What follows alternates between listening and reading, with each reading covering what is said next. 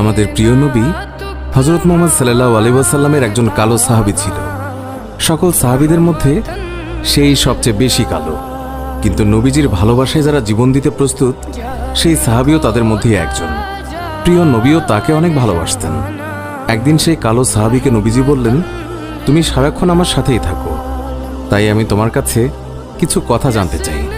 তখন সাহাবী নবীজির কাছে মাথা নিচু করে বলল, হুজুর, আমার জান হাজির আপনার জন্য, আপনি শুধু বলুন কি জানতে চান।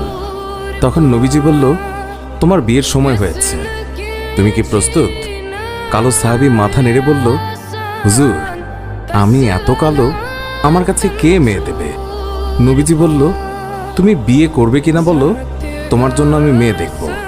এই কথা শুনে কালো সাহাবী খুশিতে কেঁদে ফেলল আর বলল, হুজুর, আপনি আমার জন্য মেয়ে দেখবেন, আমার কাছে এর থেকে বড় পাওয়ার কি হতে পারে? তখন নবীজি একটি পত্র লিখলেন আর তা কালো সাহাবীর হাতে দিয়ে বললেন, এই পত্রটি নগরীর বড় বাড়িতে গিয়ে উত্তর জেনে তারপর আমার কাছে আসবে।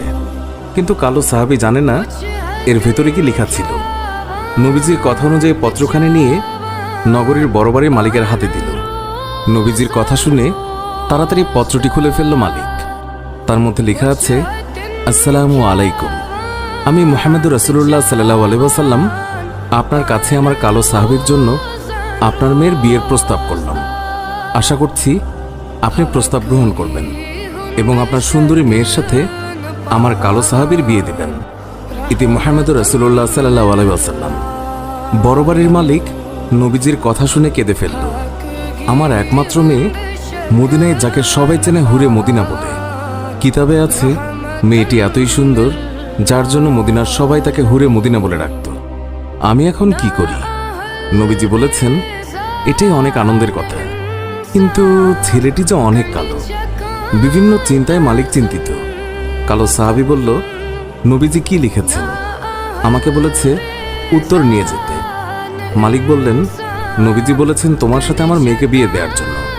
তখন মালিক সাহাবীকে বললেন, বাবা, তুমি এখন যাও, নবীজিকে গিয়ে বলবে আমার মেয়ের সাথে পরামর্শ করে উত্তর পাঠিয়ে দেব। তখন নবীজির কালো সাহাবী মন খারাপ করে ফিরে যাচ্ছিল।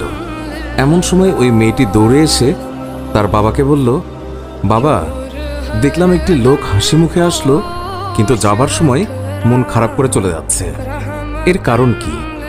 বাবা মেয়ের কাছে সব খুলে বলল।